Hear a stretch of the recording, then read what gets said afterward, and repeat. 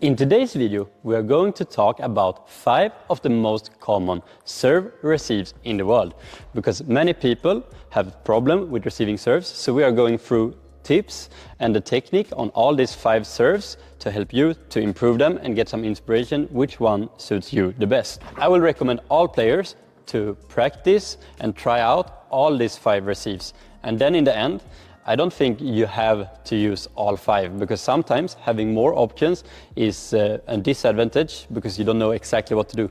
And this time we have the luck to have a world-class table tennis player in Vladislav Ursu, who represented Moldova in the Olympics this summer, to demonstrate these shots for us.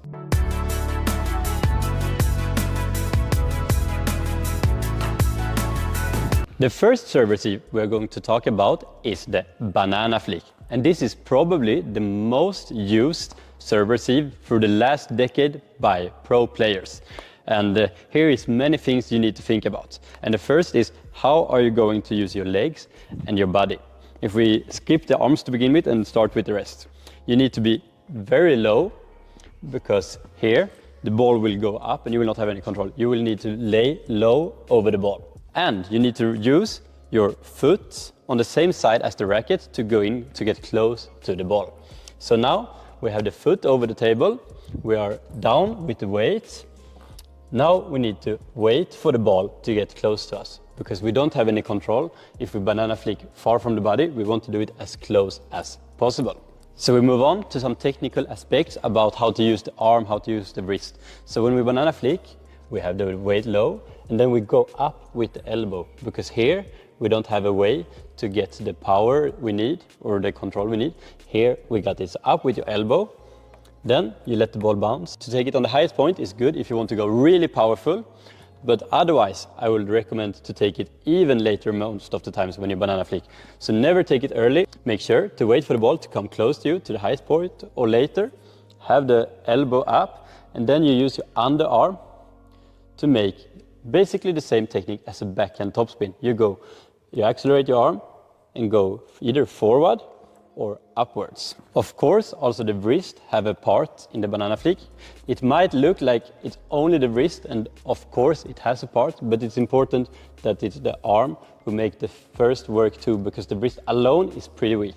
But yeah, it's very common to go back with the wrist a bit. Okay, it's 2 ways to make the banana flick, I would say. It's of course more, but we make it a little bit general here. 2 ways. Either you go over the ball, not so much side spin, you just go behind it and go over it, or just behind it without any special side spin. So for example, if you play with the same hand as your opponent, a reverse pendulum serve, a backhand serve, who goes against your forehand. On this serve, I will say it's pretty good to just go straight over the ball or like little behind it. Of course, you can still dip down your wrist a little bit. Myself, to get control on this one, I like to make a little bit on the side, because I feel I have more grip around the ball to make sure it dive down as I want. But yeah, on this serve, I will not recommend to make a lot of side spin, but more just clean top spin. So the other spin, for example, if you play with the same arm as your opponent, a pendulum serve who goes out against your backhand, I like to go more around the ball. And when you do this, of course, it will make sure you create more side spin. It happens automatically when you go around it. And it's very important to take the ball a bit later, because you cannot take it on the highest point and go a lot around it. I mean, everything is possible, but it's not how it's normally used. But it's normally used that you wait it out and kick it up with a lot of side spin. So for example, if you want to go over it, I will say both are possible. If you want to do it really powerful and you want to go over the ball, now we talk back to the spin that goes out to your forehand. If you want to do it really powerful, take it on the highest point. Always take it on the highest point, because if it's on the net height or higher, of course you have a bigger chance to go powerful. But you can also take it later, but use a little bit less power and just flick it in. We move on to the short receive. And we start to talk about a short receive where you just use what's already existing in the ball and put it over. So no special spin created, but just an easy short receive, both with backhand and forehand. And this I will talk about now in the beginning is actually the same for every receive. You go in with your racket side foot, get close to the ball, because we always need to be close to the ball. Here, when we push a short receive, we don't have control. Here, we have the control. The key when you make the short receive without being active is reading the spin right, because it's all about the angle of the racket you have.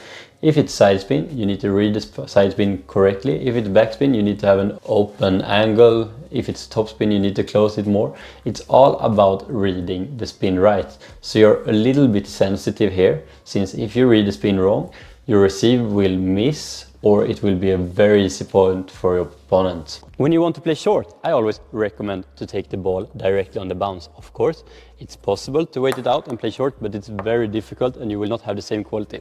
So in this case, you get in close to the ball, take it directly on the bounce, and just don't create any fast acceleration, but just have a short movement, slow. It works exactly the same with the forehand as with the backhand. You just get in and play a short receive without making so much spin or acceleration. We move on to the same receive, the short receive, but with more quality. And here basically everything is the same. Low weight, in with the leg under table, close to the ball. But here you want to make sure, for example in your forehand, that your elbow and maybe a little bit with your wrist, I don't do it, to have a short, very fast movement.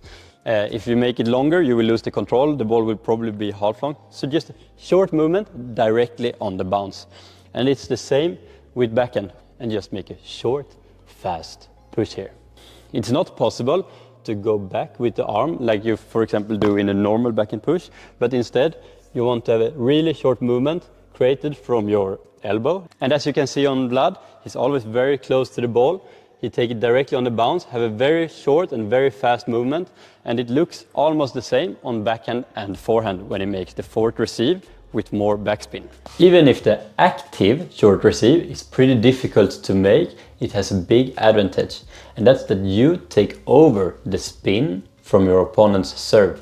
So this makes that even if you read your opponent's spin a little bit wrong, it's still possible for you to make a good receive, since you are very active and you will take over the spin.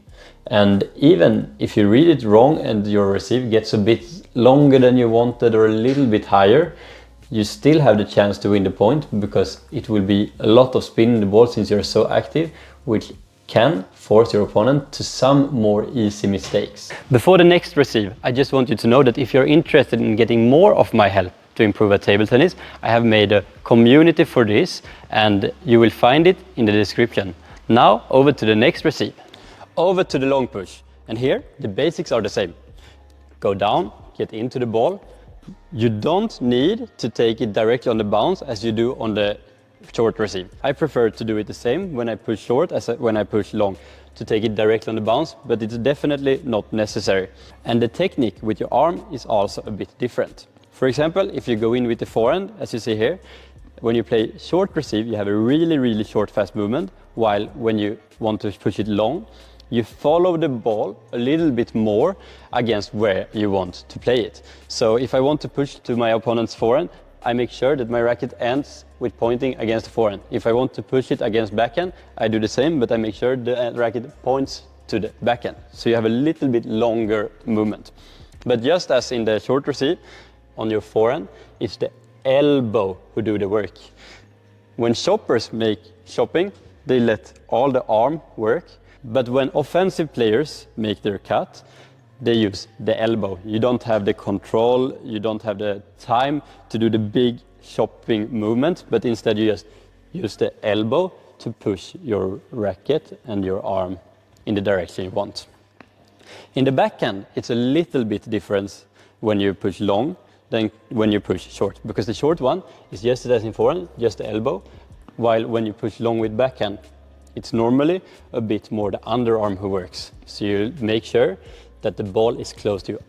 All the receives we're talking to, don't make your movement too early. If you reach for the ball, it will not be good. Always make sure it gets close. And then you have your arm, bend, and finish in the direction you want. So you can take it directly on the bounce and go where you want, or you can take it a little bit later and put it where you want.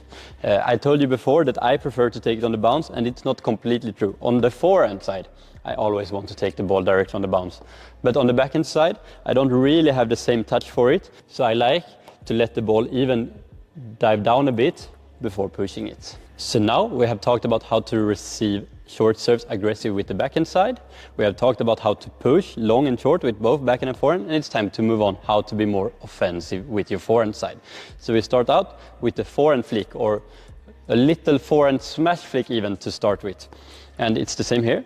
We get in, close to the ball, close to the table, bend arm. We cannot have our arm straight, it's not good. We want to be closer to it. And we want the arm to point in front of us. Of course, you start it a little bit on the side like this, but you move it in to the middle again or little further. And what makes the work here is the arm. You will not use the wrist when you make this smash flick because the wrist is weak. The wrist creates spin and we don't want it here. We want a flat, short ball contact. So it's the arm who make the work, and it gets help from the hip and from the upper body here. Just like if we made a normal forehand shot, it's the body who starts the movement and who have the consistency, who have the power.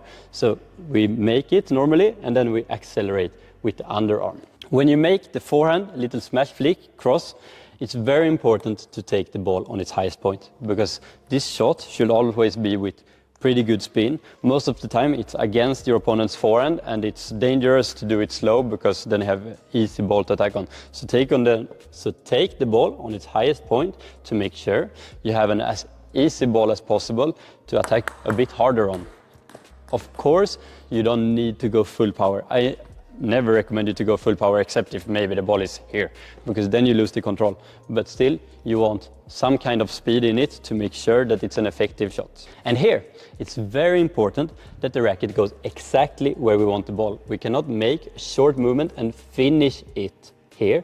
We need to make sure to go through the movement, close the racket a bit. We start with a bit open racket, especially if it's backspinning the ball, but we need to make sure to finish it with a little bit closed angle, or at least neutral, to make sure that the ball will dive down as we want it. So very important here. Don't use too much wrist, don't have a too long movement or anything, but just keep it simple, keep it short, point it exactly where you want it, use all of your body.